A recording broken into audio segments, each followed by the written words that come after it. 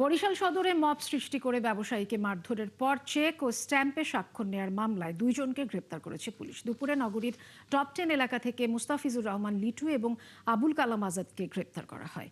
বিকেলে police commissioner Ashiq Saeed তার কার্যালয়ে সংবাদ সম্মেলনে এ তথ্য নিশ্চিত করেন। এর আগে গত 27 জুন অগ্রণী হাউজিং ও বাকলা ডেভেলপার্স প্রাইভেট লিমিটেডের ব্যবস্থাপনা পরিচালক আব্দুল আজিজ হাওলাদারকে মারধর করে চেক এবং স্ট্যাম্পে জোর করে স্বাক্ষর নেয় আসামিরা। সম্প্রতি এই ঘটনার সিসিটিভির ফুটেজ সামাজিক যোগাযোগ মাধ্যমে ছড়িয়ে পড়ে এবং ভুক্তভোগী আব্দুল আজিজ গত 2রা জুলাই থানায় মামলা করেন। এরপরই তথ্য প্রযুক্তি ব্যবহার করে অভিযুক্তদের গ্রেপ্তার করে পুলিশ। এদিকে যুব দলের পক্ষ থেকে সংবাদ সম্মেলন করে জানানো হয়েছে আসামি মুস্তাফিজুর রহমান লিটুর সাথে যুব দলের কোনো সম্পৃক্ততা নেই।